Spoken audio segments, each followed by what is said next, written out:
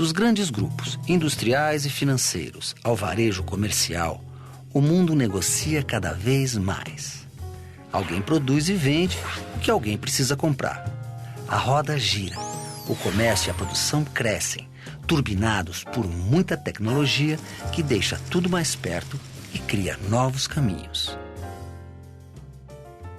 A principal tecnologia que caracteriza o período da globalização é a tecnologia da informação. Os principais objetos técnicos que caracterizam ela são os computadores, os satélites artificiais e, hoje em dia, os computadores pessoais, telefones celulares. Eles são objetos informacionais, porque eles têm uma carga muito grande de informação. Em função dessa facilidade do transporte das informações hoje em dia, é possível uma empresa em Nova York, uma empresa em Londres, uma empresa em Paris, emitir uma ordem por uma filial dessa empresa no Brasil, na Argentina, na África do Sul, e essa ordem chegar cristalinamente nessa filial e essa ordem ser executada com enorme facilidade. É possível comandar redes globais de produção a partir de um único ponto do planeta Terra.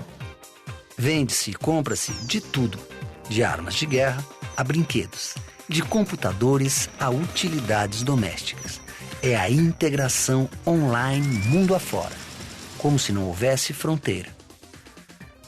A globalização é um novo cenário de vida para a humanidade. Um cenário que se estrutura diferentemente de um passado recente, em que a vida se estruturava fundamentalmente em estados nacionais, em países.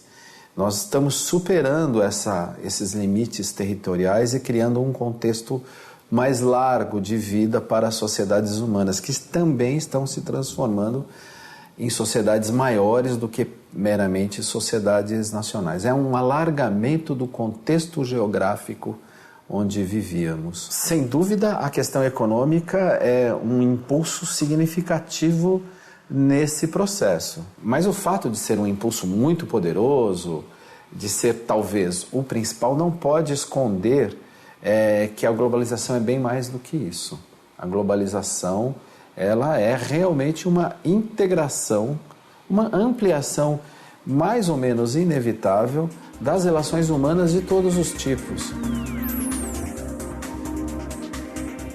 A Europa é um exemplo emblemático e pioneiro do atual processo de globalização.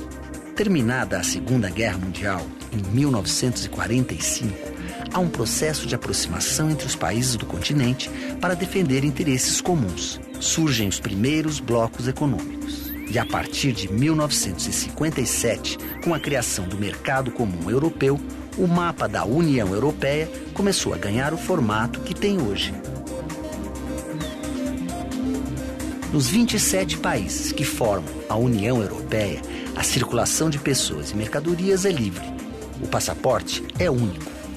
E o dinheiro, o euro, está em quase todos os países, os que fazem parte da zona do euro. Diminuir a importância das fronteiras internas da União Europeia é uma forma de se criar países multiculturais, países que dependam mais um dos outros no bom sentido, que essa interdependência seja mutuamente boa para todos os países. Desde o começo da década de 90, há uma série de políticas públicas de todos os estados europeus reunidos para aumentar a mobilidade de estudantes e de professores universitários. Isso ajuda a criar, no longo prazo, esses cidadãos europeus. Esse espaço universitário europeu é uma maneira de se diluir a importância das fronteiras e criar uma multinação na Europa Ocidental. A globalização, em dimensão econômica, mostra várias caras da mesma moeda e estimula um debate. Ela é boa para todos? Os países pobres são beneficiados? Ainda muito difícil de ser percebida integralmente, com conexões que ainda não enxergamos, mas evidentemente ele é desigual.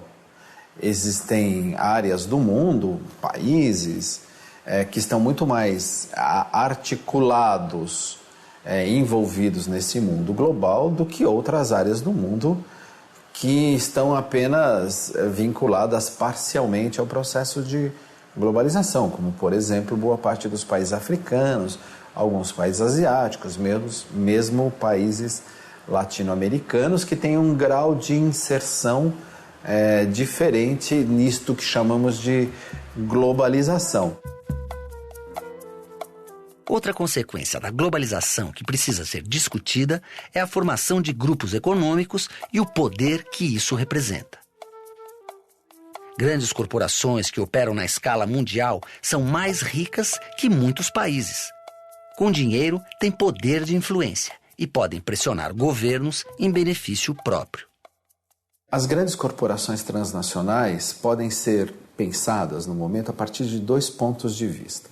Primeiro, do poder econômico que elas possuem, que pode ocasionar um grande perigo, que este poder econômico se transforme indevidamente num poder político. Um poder econômico tão avassalador que subordina politicamente países mais frágeis, até os mais fortes, subordina aos seus interesses. As empresas ganharam um tal poder no atual período histórico que elas conseguem fazer com que os estados façam frente às necessidades delas e não das populações como um todo. Então, esses ataques às legislações trabalhistas, essa dificuldade dos sindicatos se organizarem, todas as leis que são feitas para dar subsídios para as empresas, para dar isenções fiscais para as empresas, são manifestações desse enorme poder que as empresas têm hoje, no período da globalização. Esta enorme capacidade de pressão que precisa ser contrabalanceada de formas de regulação que controlem um pouco a sua ação. Nem há estudos garantidos de que a expansão e a formação das grandes transnacionais no mundo tenham gerado mais empregos. No Brasil, estamos dos 2 lados do balcão. Compramos de tudo um pouco do mundo inteiro. Vendemos de tudo um pouco para o mundo inteiro. E uma pequena parte do que compramos está nas esquinas de muitas cidades brasileiras. Nas lojas de R$ 1,99, por exemplo. 7 em cada 10 produtos são fabricados em outros países. Agora a pergunta: por que não fabricamos tudo aqui? Por que não criamos aqui os empregos que ajudamos a criar lá fora? É desejável que os países tenham trocas comerciais uns com os outros, é desejável que os países tenham trocas migratórias uns com os outros, trocas culturais, tudo isso é o que a gente sempre sonhou para uma humanidade melhor. O que acontece muito hoje em função do enorme poder de algumas grandes empresas é que há sempre países deficitários. É necessário que todo o país tenha minimamente equilibrado tanto a produção, quanto a distribuição, quanto o consumo.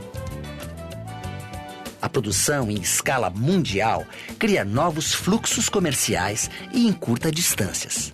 A China, que fica do outro lado do planeta, é de quem mais compramos e um dos nossos principais compradores. Como se estivéssemos próximos geograficamente. A globalização muda fluxos econômicos históricos, cria novos e dá uma nova cara para o mundo. A Europa foi parar no centro do mapa mundi pela importância que teve na estruturação do mundo moderno. Continua importante, mas hoje há fluxos econômicos mais intensos que não passam pela Europa. É a ligação direta da costa oeste das Américas com o Oriente via Oceano Pacífico. Portanto, pelo peso comercial e econômico deste novo movimento, o mapa do mundo pode ser apresentado assim, com outra cara.